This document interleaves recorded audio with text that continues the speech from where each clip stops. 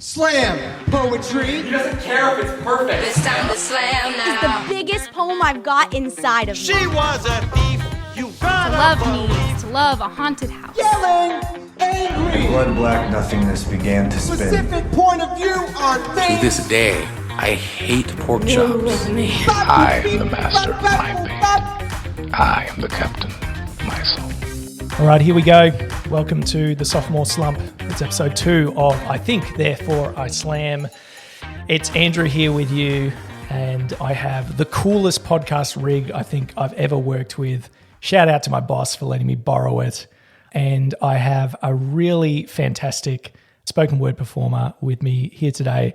My good friend, Jude Chrisan. How you doing today? I'm doing really well, man. Hello, friends, listeners. How's it going? Anyone who may be listening out there, you know, occupants of interplanetary craft picking up this transmission, however it might be. As always with this show, we're going to launch right into things with your first spoken word piece. Do you want to intro this or talk about it at all? I'd love to give a quick intro into this piece. How to explain it without telling you my entire life story. It is the piece that I would say started my quite recent transformation when it comes to poetry, and actually maybe not transformation as much, maturing. After writing this piece, I actually found that a lot of my poetry changed and matured, mainly because this piece was one of the biggest parts of healing from a breakup I actually went through last year. Wrote it at 11 p.m. one night, bawling my eyes out. I think the story comes out in the piece itself, so I won't say too much more, but it's called Hate. You hate her, you say. Oh, so it is an option in your mind to crush her with what little strength you have. So it is for that endeavor which you think to use it for. Like your broken heart is an excuse, like the sting of your wounds is invitation to flick salt into the eyes of perceived predators. You speak of hatred like it's a choice. Like love, an option, like retaliation, a right, you are wrong. Your idea of revenge is sweet, but nonetheless served cold, masquerading as a song, but discordant, flex not at me. As if to show that you are a wall immovable, you are certainly shaken. What would I be but a fool to not notice passion, offensively misguided in saying, she has broken me, so I will break her and some. Calm yourself, young man. For you act like a boy immature and severely lacking. Do you speak not of bitterness, of a sour waste, of nothing more than curdled milk? You say you hate her. Are you war starter? Destroyer of worlds, of man, woman, and child? Are you the one they chase? Are you the one the other young men march into war for, leather boots tightened and knuckles whitened, ready to fight for their pride and not for their honor, for what they cling on to rather than the truth, you fool? Look. Go forth and see how indulgence in the singed heart to the hairs on your wrist burns more than the feared flame. It is not a choice between love and hatred, nor right nor fork in the road. It is your duty to love those who hate you and would beat you if given opportunity. To love in the face of enemies is to discard the chaff from the wheat, to usher in heaven itself. It is you. You will be the one who sees beyond. Is that your choice between heaven and hell? I think not. It is duty to realize that you understand no human enough to wish destruction. It is not brokenness to walk away, wishing to walk back, to embrace her, to kiss, to feel the warmth of vulnerability shared. It is shattering to steal what is left of another's humanity because yours has been weaponized against you. Is it more productive of you to fling the broken shards of yourself into her heart, hardened but still flesh, than to gather glass up and make mosaic recreate thyself? You will leave to never return. You will cry so you do not die. You will let go of the hatred which binds heart and soul and hand to regression, the same hatred that tied the hand of warmongers and dictator and lovers of anguish indulgence, the regime of the fool. You must choose to love the lovers, and those who scratch and bite and claw, even from cages may you strike back with steel solid and upright and never, ever barbed. Love, boy, and become man. Love her, even though she wounded you, and go on. That's the stuff. Clicks all around. Here we go. Get some of those in there. There you go. Wow. That was so good, mate. Thank you. Thank you. There's nothing like a good breakup or maybe a relationship in general as fuel for creative work, would you say? 100%. Art in general, a common theme which comes up so often is, what was the inspiration for this piece? And it's like, it was a breakup, or it was the end of a relationship. And it's so interesting that there's not like a particular kind of end to a relationship which causes people to make art. It could be like anything. It could be something you invented in your head. It's like a fake relationship or something. You know? Exactly. Yeah. Just love in general, man. Yeah. I've heard a lot of people talk about things like breakups being inspiration, though also it's so common to hear people talking about just love in general of any nature, platonic or romantic, in poetry, which is, it's so beautiful. Good. I suppose it should be said that the whole reason you and I are sitting here doing this episode, if there's anyone to blame for this, if that's the So true. the right word, it is your sister, Yes. who shout out Jessie, who invited me to my first kind of legit spoken word event, and I kind of fell in love with spoken word from there. And she's still doing it. I mean, we were just at an event where someone else that she invited along won a featured night at Wordcraft, Ren's Wordcraft event. We've heard from Ren last episode. So it's funny how things work. I want to know, Jude, about your origin story. My origin story with slam poetry. Yeah. It's kind of funny because I know what slam poetry is, and I don't think that, like, I wouldn't call myself a slam poet. I would call myself a poet, but even before calling myself a poet, I'd probably, if someone said, what do you do? Or like, what's one of your passions, Jude? I'd be like, I'm a writer. I definitely do poetry, and I think recently I've written a bit of slam poetry. The way that I got into poetry was through my sister, actually, a brilliant performer, someone who I will happily say is a far more talented performer than I am, and someone who I look up to and aspire to be like. She was doing a performance at a spoken word night, and she invited the family along. It was my first time at a spoken word night. I didn't know what it was, and it was kind of my first time even on the poetry scene. I watched her perform, and that was amazing. And I remember being like so enamored by that environment. I've always loved hearing people's stories. That's always been a cool thing to me, though I'd never seen stories being told on that medium. That, like, I remember feeling like tingles and being like, oh, this is really cool. And on that night, because it was an open mic night, my phone had died or something, but I think I was like 13 years old. And I was like, hey, Mum. I was sitting next to my mum, and I was like, hey, Mum, can I have your phone? And she was like, yeah, sure. And then I just like wrote down this poem, and it's in the depths of my notes app now. And I got up and I shared it. And of course, it's the poetry scene. So people were like super supportive, like all the clicks and all the love. And I was like, oh, this is awesome. Like, I love attention as well. So I was like, oh man, I can write and I can show it to people, and then they'll be like, oh, we love you. And I'll be like, I love you. And then I got addicted to it, and then I kept writing. That was my origin story. Great. Sounds like a good one. Like, how old were you when this all happened as well? Yeah, so I was 13 when I started out. It's interesting. So like when I was about 11, I started like writing short stories when I was 11. So from that age, I'd been into like writing. I would say I've always been really interested in communication with people, like really deep communication, hearing people's stories. Yeah, seeing poetry as a way of telling stories, as a means of communication, which is often talking about your life in a more beautiful way than it presents in its rawness. You also see people so often on the spoken word scene telling their lives exactly as it is, telling you raw stories exactly as they are, with no beautifying it, I guess, just telling you exactly what's happening, and that's beautiful as well. Oh, yeah. So you continued doing this thing throughout kind of your high school years, yeah? Yeah, basically. So I basically continued doing from 13 to, I'm going to say 13 till about 15, 16. I was regularly going to Littlefoot & Co.'s events in Narre Warren. Shout out. Shout out to Littlefoot & Co. Oh my gosh, the best people, the most kind, warm people, Josh and Eden Carell. Yeah, absolutely. I consider it like home ground. So that was the first event I'd been to. Same. It's so well facilitated. So if someone's looking for an event that is low key, non-threatening, if you wanted to give this kind of thing a go for the first time, 100%. Yeah, I'd back Littlefoot and Company and their monthly meetings. In the last few months, I've been going to so many other spoken word nights just all around Melbourne, and all of them, like I I'm from the southeast, and all of them are in like the city. Yeah. And so it's like an hour drive out every single time. Though it's so worth it, guys. It's so worth it. Recently, I went to Bar Osu for the first time. I've been going to Wordcraft, Slam Ding Dong. I've gone there twice. Oh my gosh, what a like fun event. Radio Talk, of course, at Radio Bar, an awesome event.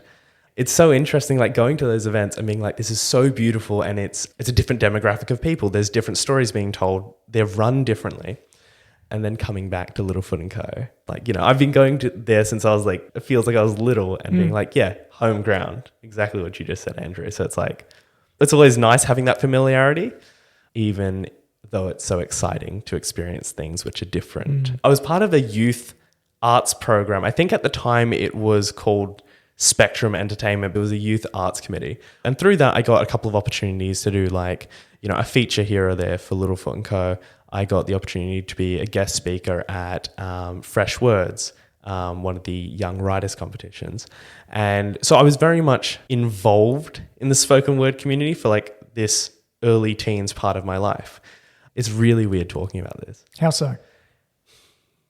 Because from like an outside perspective, I could look back on that time and be like, oh my gosh, it was so fun. Like being a young person who's like found a cool way to tell his story, and being a young person who's constantly having adults come up to you and be like, oh, you're amazing. What you're doing is so cool. You're so well spoken. Your poetry's so beautiful. And that's to an extent true. I don't at all want to make that time sound like it was some like terrible time in my life, because it wasn't. It was very fun. As I said earlier, I love attention. I genuinely love when people are looking at me and being able to like connect with people. It's fun, man. It's super fun. It helps to have that when you're up on stage doing something. Yeah, definitely. So what did it do to you or for you? The attention or the actual or the poetry? Both? Or both, yeah. What it ended up doing is it made me write to perform rather than write, because I like writing. Now we're getting somewhere. Yeah, Okay. 100%. Go into that, yeah. So you've got these formative years of like 13 to 15 where I'm writing all of this stuff, and it was good stuff, though I remember not always believing in what I was writing, or like being like, okay, in 1 month's time, this event's coming up. I've got to write something, and kind of just throwing things together in a way which was like stressful, and it felt like a chore to do it. And it took away from a lot of the enjoyment of just writing. But I was also like, no, but I want to be getting this attention from people at the same time. It was this weird experience of having so much like happiness thrown at you while not feeling like I was very joyful while doing it. And at that point in my life as well, I had some mental health struggles. I had struggles with self-worth, which... yeah, I don't think they presented at the time. I don't think anyone other than maybe like my mum and dad sometimes. I don't think people could really tell that I was struggling with self-worth. I've talked to friends about this, and it always feels so weird saying it because no one ever told me this. But I had this like from about 13 to 15, I had this like mantra I would tell myself. It's terrible. It's genuinely like a really terrible thing to tell yourself. But I had this mantra which I would like tell myself, which was, you are disposable. And once people like stop being entertained by you, then that's it. Wow. But no one ever told me that. There was no friends, teachers, parents. No one in my life told me that. Yeah. But I just had this like really bleak view of the world, which just like guided my life. And I, even to this day, like with so much introspection, I struggle to be like, where did that actually come from? I had that going on, and I think that in a lot of ways drove me to perform more, not just in poetry, but in just my general life. It made poetry less of a fun thing and more of like a performance thing. Write to perform rather than write for myself, which is something I genuinely enjoy doing.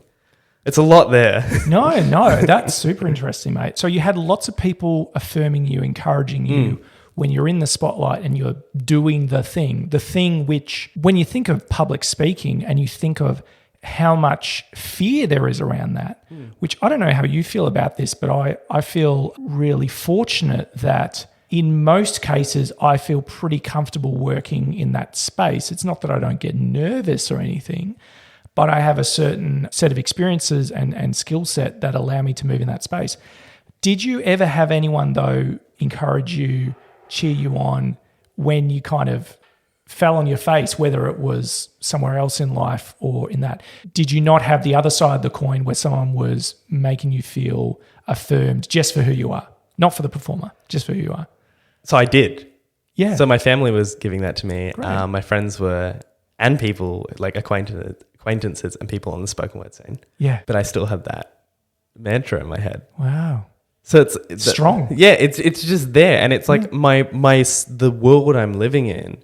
I actually feel like I needed people to be like, "Hey, Jude, maybe you should like get off stage for a bit. Like you could actually do better. Maybe you should like get off stage, just work on writing, just work on yourself, work on your own mental health. Hey, man, like just focus on school, just focus on something else other than performing." And you know what? Come to think of it, I think my mum and sister occasionally said something like that to me. I felt like I needed more harshness. Like I needed someone to be like, you really need to like stop. It's like I needed someone to be like, I can see your potential. I can see everything you can be, and you're stopping yourself from growing by just kind of like throwing everything at the wall. It's like, this isn't a time to just throw things at the wall and see what sticks. It's actually time to like just work on your craft and hone it, you know? I think it's hard to know like how you would have responded in that moment. If that came from someone else, do you think you actually would have taken it on board and been like, ooh, that's touched something in me, I'm going to follow through on that? Or do you think you would have been a bit contrarian? Sometimes we don't want to take other people's advice. Any thoughts around that? I think both, because I just had so much affirmation and very little of anything from the other side. I think I would have been like, oh, that's uncomfortable. But yeah, that's a good question, because like looking back at my younger self, I do remember also being like very much contrary. It's like, I've got everything under control. Like I know what I'm doing. I know what you mean. Like I'd be very much like, oh, I know what you mean, but I'm not doing that. Like that's a great point, but it just doesn't apply to me. So it's a good point that maybe I would be like, oh, not as accepting of that though. Hindsight's 20/20, as they say. So true. You know, oh, I wanted someone to come along and tell me something. Yeah. But how would you have responded? Yeah. It's Yeah. an interesting perspective. Do you think during that time, or maybe even now, are you someone who likes to have written, or someone who does genuinely like to write? Because I know that a lot of the time I'm falling into that have written camp. Like I want the thing to be done. I want it to be polished. I get impatient, I think, in my creativity around this stuff. I think I'm becoming more comfortable with that, and that's nice. I think it's taking a lot of the pressure off myself. I never used to do the same poem twice. Like I'd be like, no. And there was no profound reason for it. I was just like, no, I just don't want to do it twice, because like, no, it has to be new. But I've done a few pieces like a couple of times now, done them more than once, and noticing how comfortable I am with them, noticing how much better they get every time I perform them. Because like I've rode that bicycle before when I like read the same piece a couple of times.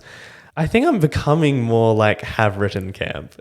I like going to like open mic events and being like, I wrote something for tonight, because it's fun, and it's like that's fun to me. Though when I'm going to an event, like if I'm doing, you know, Slam-a-Lama Ding Dong, for example, it's a competition, and that's part of the fun. I want to be more refined. So yeah, I'll probably do a piece where it's like, oh yeah, I wrote this in the past and I know this is a good piece. And every audience is different, and you can think of different ways to bring out different elements of the piece as well. So that's cool that you got to a point where, you know, it's cool to be novel and whatever, but also let's revisit something and see what it is here and see what other people can get for it. Because your audience probably hasn't heard it. You know, and you can kind of take that with you like a little travel bag. Yeah. I do envy you, Jude, because it sounds like you're getting to a lot of great events. I keep saying part of the reason I made this show was because I can't get to all the events I want to. So I thought, let's bring him here. Bring the and events this will here. become like the encyclopedia or whatever, my own stage. How do you manage to do that? Because like you're a busy guy, you got a day job. Yeah.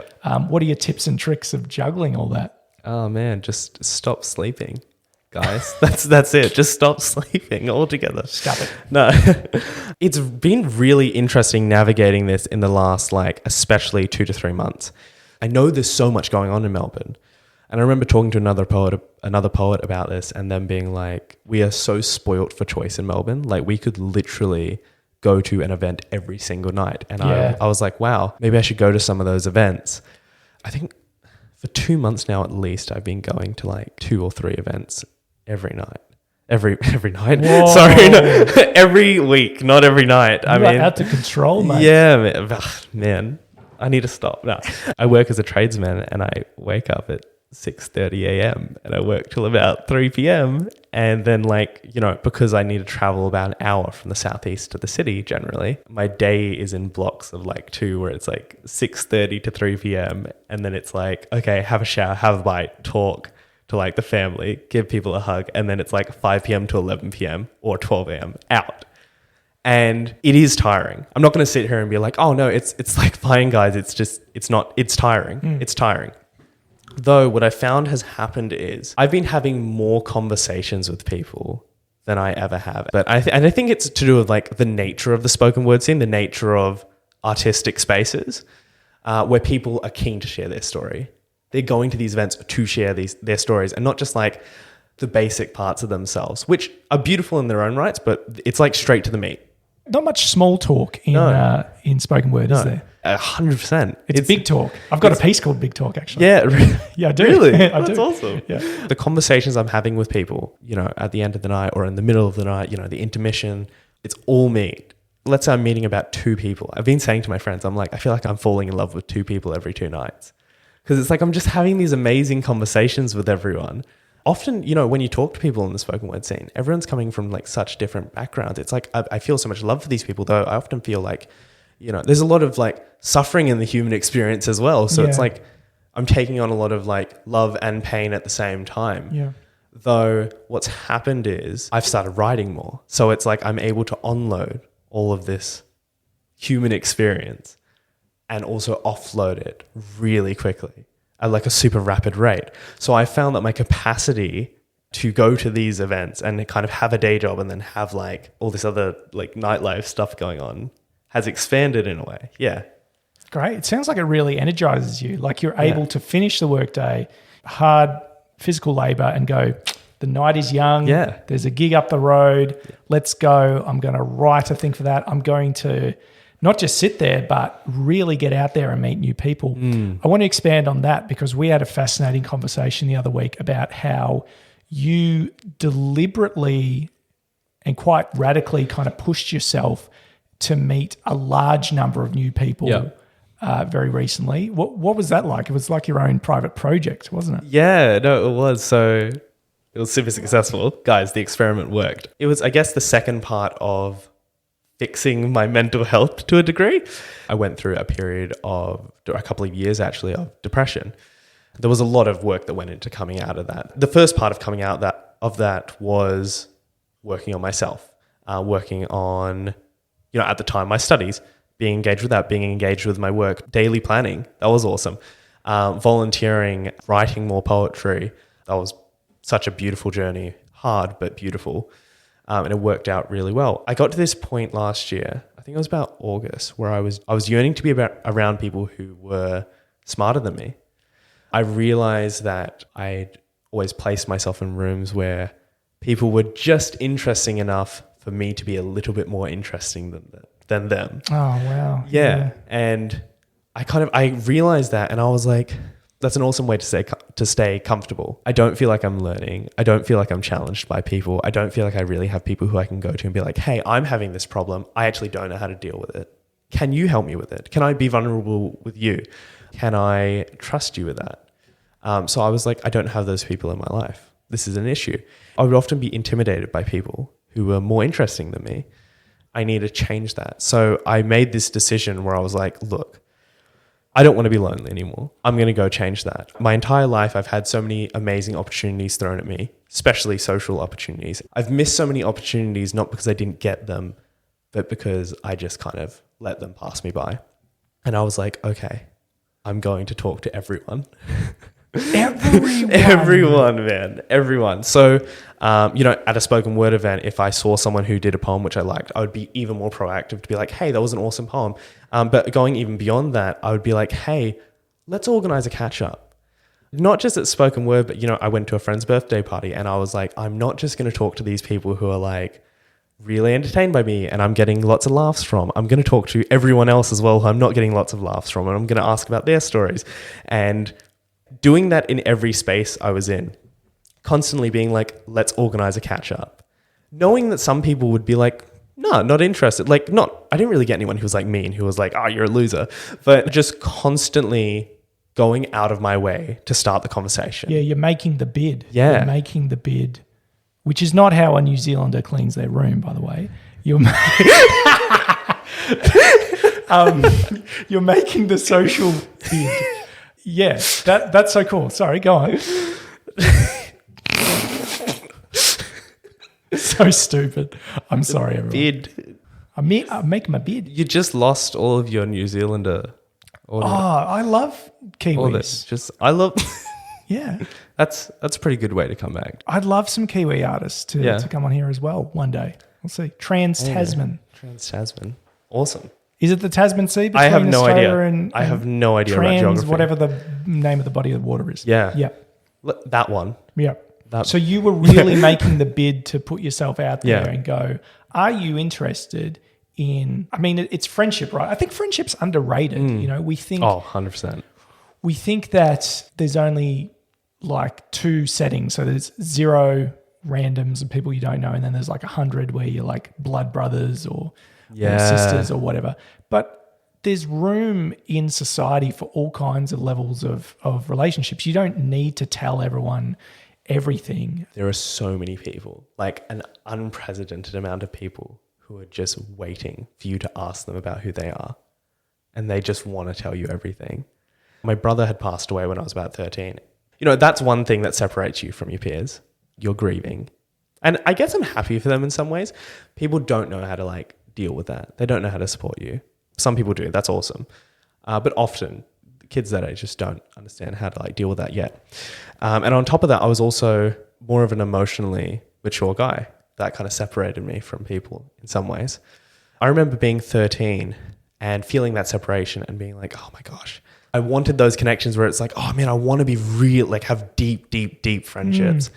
And then I guess in this time more recently where I was like, I don't want to be lonely anymore. I'm going to do something about that. In doing something about that, in talking to everyone, specifically talking to people who intimidated me. So I would see someone on stage and they would talk about a topic better than I could talk about that topic. They would just, maybe they were just a more skilled poet, they're more seasoned poet. It could be something like that, or it could be something like they're making a statement which I would have to ask them questions about to understand. And I was like, I would just avoid that. But then I started going out of my way to spend time with those people and try to learn from them. And that's it. Not like trying to do anything more than learn about them and why they say what they say. Yeah, and through that, it's like I've healed that 13-year-old inside of me who was like, oh man, I want to have these strong connections with people because people just open up when you do that. It's explosive. Like when you have these conversations where it's like after every single spoken word night, you're having like 2-hour conversations with people and they're just spilling their heart. Everything's just coming out, chasing the next question. It's like, and why did that happen? And why did you do that? And they're just like, this is why I am what I am. And no one's ever asked me that. Wow. Like that's the most electrifying experience ever. And I just would not have had that if I hadn't stopped being a wuss. I'm going to be uncomfortable and I'm going to love you and I'm going to suffer with you. Like, let's do this thing. That was like, aha, light bulb explodes because too much energy's in it. Like that kind of thing. Yeah. What has that done for you creatively? I'm writing all the time. Yeah. I'm writing all the time. Like you said, it's going through you into your creative work. Which is, I guess, going back to that piece which I shared at the beginning, Hate. The reason that poem matured all my other poems was because, as the name suggests, there was a period of time where I actually I hated my ex-girlfriend, and I would describe it as hate because it wasn't just being like, oh, I'm angry at you for doing what I've perceived that she did to me.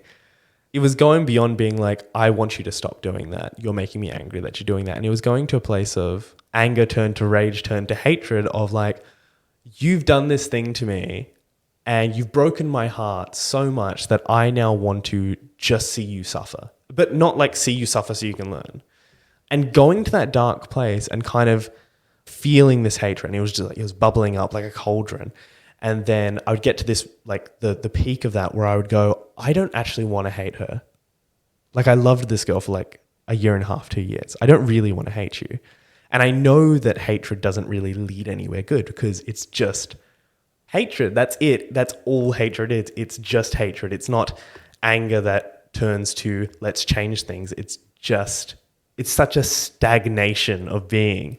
And going through that process and feeling that and then kind of getting to the max of hatred and then being like, oh, deflated, I feel crap because like I don't want to hate you, I want to love you. And just doing that for like weeks on end.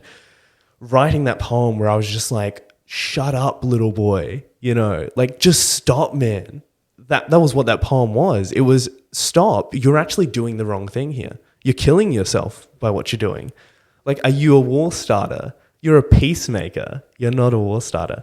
Going through that process and understanding, giving room for that, being like, I know why you're hurt. Like, I see you're hurt. Deal with it differently. Deal with it better. It completely changed me, and it changed my poetry. As I've said a couple of times, it matured my poetry because I started speaking from this place of, I'm not trying to prove anything to you. I just want to show love to you by telling you my story in hopes that it will resonate with you. And that became the focus when I was performing. But then in turn, the focus when I was writing became, I'm loving myself by talking about my human experience. Because I don't talk about one particular thing. I talk about everything. I was curious about the story, I guess, and because it doesn't sound like a diss track. I don't think that's what you're doing. It does sound like someone calling out something better in them. There's one particular line in there where you said, forgive me if I'm getting this wrong, love boy, love, boy, love boy and become man. Yes. Is that right? Yeah, correct. So you were seeing this overarching emotion of hatred as immature, as not leading to something better, something fruitful, if you like. And you really explored that well within the piece. Yeah. That's rad. I like that. Yeah. Cool. I appreciate it. All right. I think it's time for piece number 2, Jude. What do you got for us? Yeah, so this one is called The Tradesman. I had been meaning to write it for a really long time. It talks about the duality between my day job and everything else in my life, which a large portion of that, 80% of everything else is writing. I think it came through. So yeah, this is called The Tradesman. I do trades work, and I cosplay tradesman, big and strong, masculine, and I am. Though writing isn't a side hobby, it's a critical member of my whole body, my tongue with its grasping, holding just as well, if not better, than my hands when they're clasping. My life is a constant task of gasping for the next breath of cleaner, fresher air, prioritizing the lines of writing that were written for me. This poetry is my hospital, guiding me to make my world better, more habitable. My life is finding the cream in between the laughing, in between the grinding, into broken bricks to mend this building, my bones, my temple, my home, honing in my craft. I am a writer. Gentle and pensive, I write with a pen in cursive, breaking curses. My passion is burning, though my day job is not a burden. It is my means to an earning financially and equally inspiring, a laboring turned into a labor of love, shifting more than stone blocks and mortar, restoring more than only engineering, but healing exteriors, taking the hits from environmental and human nature, sheltering the life-holding interiors, rebuilding because it's valuable, not inferior. I am inspired. I am inspired. Well, I'm inspired as well. I'm curious about talking about the creative process. Like, as much as we can put words to it, as strange and mysterious and lightning in a bottle and muse struck that it is. Yeah. What's it like for you? Is it something that comes easily, or do you really have to work on it like a craft, like a tradesman? It's an awesome question. I see what you did there. I liked it. Yeah, it's a good question. So I've always found that writing has come to me quite easily. Being inspired comes to me really easily, and I've never as much struggled with, what do I write about? I can't say I've often had writer's blocks. I have things to write about all the time. That poem that I just did is a perfect example of this. I was spotting, which in tradeswork just means like looking out for, while my colleague was on a scaffold and he was doing some work, and I was just, I was daydreaming. I was in Sorrento, the water was nearby. I was like, this is beautiful. I was just thinking, and the line, the cream in between came to me. That was the line that started off the tradesman. And what I would often do in the past is I would go, awesome, the cream in between. I'd flesh out that line and I'd try to make it the first bit of the piece. And it would just be like, bam, hook, bring the audience in immediately. Look at me, I'm saying this amazing thing. Probably the biggest change in my artistic process has been give it a bit of time, let it breathe. And you do it, Andrew, actually. Some of the performers I look up to most, when they get on stage, they take a breath. They just go, they just take that moment. Yeah. And in my writing, just taking that moment to go, tell me about your day in the poem. Tell me about all the other stuff.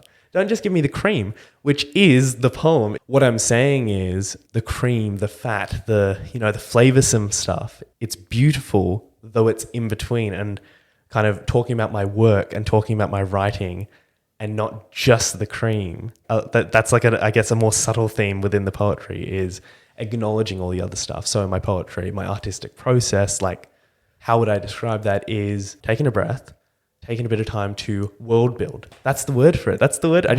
World build. I like that. This is it. Take that time to do that. You've got a great thing. Awesome. Build a little nest for it to sit in. Keep it warm.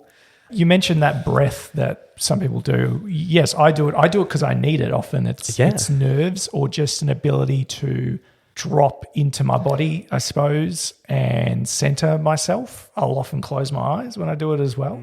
Yeah, I think I've been doing that pretty consistently. Yeah, again, just because I've had fantastic opportunities where, I've been able to perform at places where, I just need that time to center myself and be like, I'm here. I can recall the words. They're there. They're right in front of me. Okay, what's my first line? And then go into it. I'm someone who takes a lot of inspiration from, I guess, pop culture. I'm a big music nerd. I love film. I love video games. I love, lots of pop culture stuff. Are you a little bit like that? I know we've talked about your love of a good video essay, which is certainly something that I love. So just a long form discussion of someone articulating a unique point of view on something. Yeah. Yeah. Oh, 100%, man. Oh, gosh. The main reason that I love video essays, I'm good with communicating. I'm good with talking to people. I'm good with exploring concepts and finding interesting topics to talk about. I'm still working on articulating that. I love watching video essays because so often you'll get these people who are like, here's a 10-hour video game. I'm now going to summarize the entire storyline and all the hundreds of hours of lore and storyline outside of this 10 hours of game. And I'm going to articulate so well that you're going to understand all of the lore of this game in 1 hour. And then I watch the video and I'm like, hee hee. And I've got like my little notes app out and I'm like, he started with a subject and then he used a verb to get to the object of the sentence. Yeah. And I'm just like, oh, this is awesome. So I just want to say, that's why I love. Who's our current favorite? It's Jacob Geller. It's Jacob Geller. Hi, I'm Jacob Geller. I'm going to start talking about being in the woods and making art. And then I'm going to move to Shadow of the Colossus.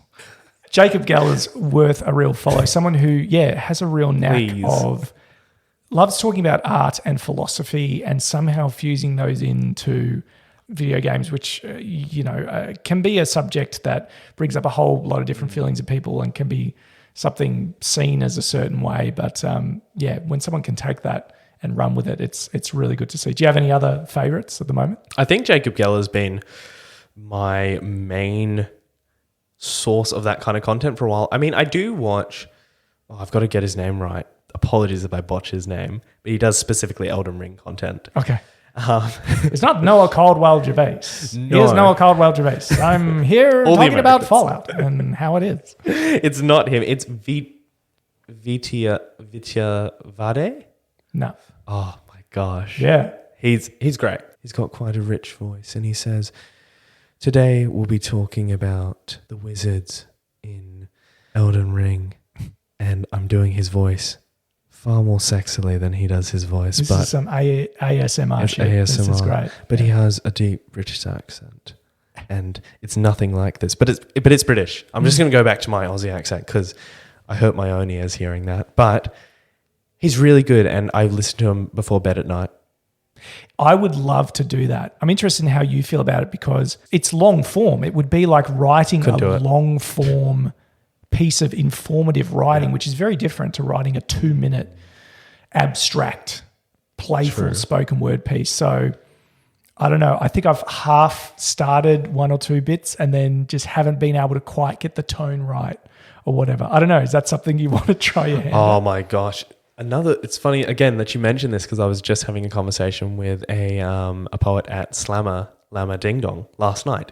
But one of her particular areas of expertise was in historical social structures. And she was talking about that and she was saying, oh, I want to like kind of mix that into my poetry and write poetry about things that have really happened. And I was like, oh my gosh, to your point of like the difference between writing abstract, like 2-minute stuff to doing a long form video about which is somewhat informative and it's might be about fiction, but it's non-fictional knowledge about fiction. Yep. Sometimes It's making an argument. An essay makes 100%. an argument. Shout out to my year 8 English teacher who taught me that. It took me a long time to get that. I remember writing my first essay and getting like a bad mark, which was shocking for me at the time. And I'm like, I actually didn't understand why I'd got one. She goes, you didn't make an argument. You just retold Shrek or whatever we were doing at the time. You just retold it. You didn't make an argument. true. You didn't make any points. you're allowed to do that with poetry. Like no one's going to tell you off for doing that, you know, No. and especially like, you know, at a spoken word night of any sort, no one's really going to be like, no, wrong. You might get like a little less clicks, but like, that's fine. Tell your story. Yeah. Though for myself, I go, even if I'm doing a 2-minute piece, I want to be able to make an argument. I want to be able to tell a true story. I want to be able to teach people something, as well as be like, hey, I saw this tree today and it was really pretty and I'm going to use pretty words to describe it. You know, like I want to be able to do both things. I don't think I have the gumption to do an hour-long essay on something. I think I could do it. I'm not really motivated to do it. Yeah, there's already so many great people out there. You watch Jacob Geller and you go, what's the point? This guy's going to win a Pulitzer or something one day. Yeah. Oh, it's so true. Let's move on. I remember discussing a really specific metaphor with you where we were talking a little bit about imposter syndrome and, like you were saying, wanting to be the smartest person in the room and how that urge can be very lonely kind of thing. Yep. You told me of something that you'd heard about bringing something to like a dinner. Yeah. I want you to expand on that because this came up in my episode with Ren, but I thought I'd hear it straight from your mouth. So tell us about this. So I've got to credit the original artist who actually said this. I was going to an event called Le Briche, celebrating African and I believe specifically Jamaican culture. The feature section was particularly open for people of color like myself. And I remember going to that event. It was a beautiful event. There was a section of it that was to do with poetry, but there was heaps of other amazing stuff going on. Great food, dancing, awesome stuff. I remember going to that event and being like, oh gosh, I've got to write some amazing piece about my experience as, you know, a brown kid, you know? And I was struggling. I felt like it was the first time in like a long time where I felt like I was brute forcing a piece. So just before that event, I actually went out to see a good friend, very talented poet, John Inglesas. So I went over to his place and we had some banana bread and we were talking about a couple of different things, catching up, and that was beautiful. And I was talking to him about kind of how I was feeling like a little bit nervy, exactly what I just said. It's like, oh yeah, it's like I felt like I needed to like do something. You know, some people have had these really, you know, formative experiences that relate directly to their, you know, their skin tone, their culture. And I was like, I know my culture. I love my culture. I love my heritage. I'm connected in with it. You know, I'm learning about it still. And what heritage is that? South Indian and Greek, which makes the beautiful Grindian. You know, it makes the You thought I was Greek.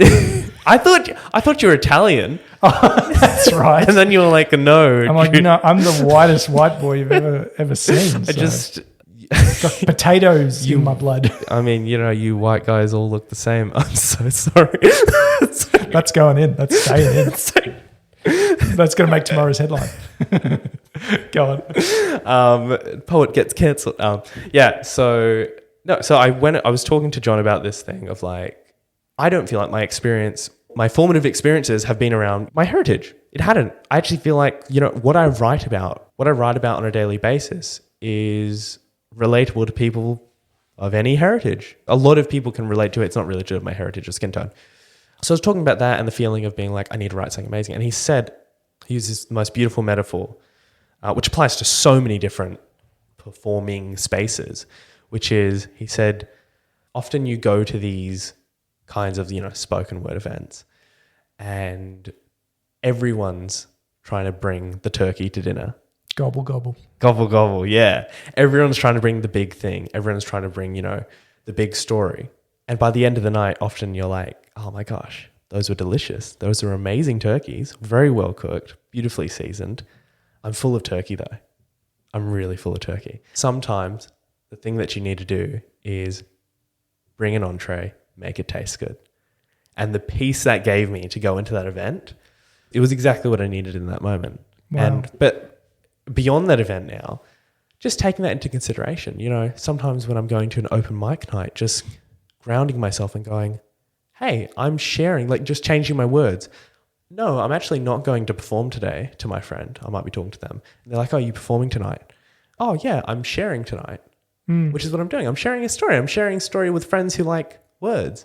And then sometimes at another event, when I am performing, I'll be like, yes, I'm performing tonight, because it's a different thing. And it takes so much pressure off. It stops me from writing to perform, and it creates spaces to write because it's nice. It's fun. Write to write and share to share. Yeah, exactly. How good. Yeah. So everyone's trying to bring the turkey, like you said. Yes. What is the dish that you're trying to bring through your work?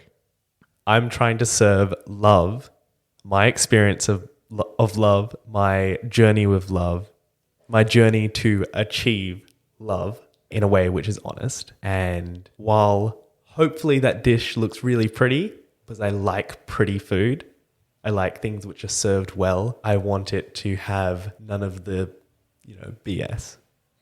For it to be an honest journey. That's what I'll say I'm serving. That sounds like a big hearty casserole to Yes. me, I reckon. Is it a casserole? I love a casserole, though I would describe it as my mum's yellow chicken curry with softened, sweet, oh so good pumpkin and potatoes. And it's soupy, and the rice soaks it up, and it's amazing, and it's bright, and it warms your soul. Beautiful. There's one other thing I wanted to ask you about, which was you mentioned a little bit earlier in the app about losing your brother Joel. Yes. So your family's been through a lot.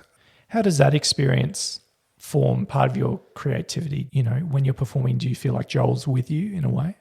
I guess as you'd expect with something like the death of a loved one, it's very nuanced. But to answer your question specifically, I don't think about that very often. Yeah. And it's not because it's like hard to think about. No. Like I love talking about my brother's story. I'm still working through it, 100%. I'm still working through it. Though, yeah, it doesn't come up very often. It's something that I think about consistently, but not regularly. It's weird. Some people get guilt about that, and some people feel, they want to be more connected. It's this weird place I'm in where it's like, when I think about him is when I remember who I was in the past. When I think of, my childhood, and I take a minute to go, well, what was I up to then? How was my family dynamic? How was it to interact with the world? And I would say it was a lot slower in the most pleasant way possible. To contextualize that slowness, my brother Joel had multiple and complex special needs. He was in a wheelchair. He was non-verbal, but could most definitely communicate through, a variety of movements and sounds. But basically what that meant a lot of the time is going to an event, going to the movies, just going to the shops, doing any task where we were going outside of the house, or actually just doing any task in general often took 15, 30 minutes more. I think I was aware of it when he was alive. I don't think it was like I didn't notice at all. But especially after he passed, I noticed how fast life felt. Just being like, oh, wow, like everything's moving really fast. And just acknowledging that. It's different. It's not really one of those things where it's like, oh, it's good or bad. It's not even, it feels akin to a situation of like, oh, you don't know how good what you've got is till it's gone. But it's just different. So in a funny way, even though I don't really think about it when it comes to poetry, I know that he's with me because he's changed my experience as a human. So he's always with me, not just in poetry. But I guess I appreciate being asked about it because it's like he did exist and he does exist. Thank you for going into that. And Yeah, you're welcome. yeah, I mean, your response and your thoughts are completely valid. Like, I realized my question was a little bit leading in the way that I was asking it. But Loved it. I just wanted to know what that was like for you and what that is like for you. We've got to wrap up soon because you've got to get going somewhere else. The night is young. Have you got another slam event or something on? I've got open mic, radio talk. Oh, there you go. Radio talk. There you go. You said you had something on. I Yeah. didn't realize it was another event. So Yeah, there you go. He's a happening man, people. If people want to find out a bit more about your work or see some of your work, is there anywhere you've got your stuff out there that people can follow you? I would say the first and foremost place, if you want to meet me, say hi, please do. I want to be your friend. I'm all around like spoken word events, Melbourne. So You really are. I'm probably there, So that's the best place to find me. I recently made my Instagram account public and am slowly but steadily posting poems on there. Update my story with the events I'm going to. So you can find me at Jude_Chrisan. Yep, Yeah. that's CHRISSAN, just in case anyone's wondering. Cool. No, I wanted to give them a challenge. Oh, of course. We challenge want them. to challenge our listeners. I think the conversations are challenging enough. I think my puns are challenging They're enough as well. pretty amazing. I really do throw out some really cringeworthy stuff sometimes. There's that word again. We talked a lot about cringe last episode as well. Do you want to share some thoughts on cringe before we wrap up? Cringe? What's cringe to you? What's cringe is like... Do you have to fight cringe when you're Gosh. writing stuff? No, because I think I'm amazing. Yeah? Yeah? It's partially true, but not that egotistical, I swear. Look, mate, if you've got a healthy ego, I think you're ahead of a lot of us. I don't. I just like... I'll be completely honest. I don't generally write something or when I'm writing something like, deeper emotional, I won't be like, oh, that's like cheesy. In the moment, I'll write it. I'll finish it. Often I'll look back at my stuff and not as much with like, oh, it's not as good as I thought it was. But I'll often like look back and be like, I'll just crack up because I'll be like, wow, that's funny that I went through that and then I wrote that. Do you have any really old poems? Like I've got stuff like stream of consciousness stuff I wrote when I was 15, 16. Oh, gosh. Which I really feel like digging up and like retooling them into something more sophisticated, Yeah. but boy, they're cringe. Yeah. At some point. It gets intense sometimes. Yeah, that's okay. Like I love that kid. It was really important to me at the time. So it's almost like I was a poet and then had, 10 years off. Yeah. And then kind of got back into it in a different way. I love that. Sometimes it works out like that. Jude Chrisan, it's been a pleasure, mate. You're going to leave us with one more piece. Anything you want to say at the top of this one? Yes, I do actually. I have a quick intro for this one. So this one is called SMT. It is about 3 different romantic connections I had with 3 different girls, all of their own unique nature. SMT is an acronym for the first letter of each of their names, and I think the rest is pretty self-explanatory. Yeah. My music taste sounds like SMT. My DMT is every relationship that was, could have been, and is making me make her banana bread to prove that I can be more than the next great thing. S makes me want to write poetry. M makes me think about what I write. T makes me consider what the right thing to do is. Everything that comes to love is spiritual in one way or another. It's nice and personal, something you can't deny at the same time as being something I can't explain. Pain. Like period pain, like the cycle of out with the old, in with the new to create new. If you want to, hold that gold. But why is it painful?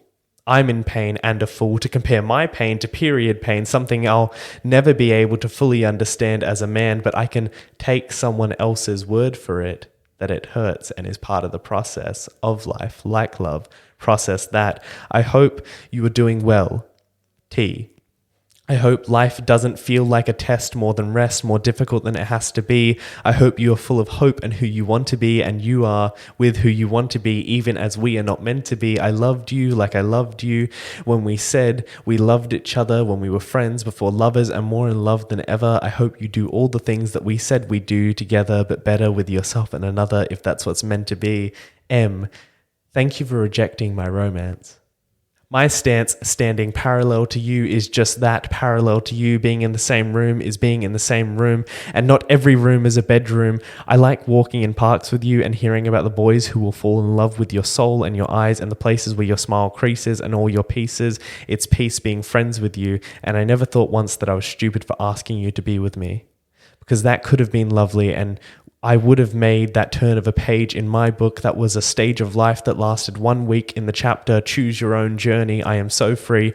S, you are the purest form of I want to hold, I want to talk about it with, I want to cry, kiss, I want to heal, I love you. And while we're here, and that's it. I think about you not all the time, but you're everywhere all the time. You perfumed my poetry, doused my soul in the scent of you, and I recalibrate, and I reorganize, and I reboot, and I recompute. You're still around with your wispy brown hair and kid smile, and I don't know anyone who says tee-hee literally.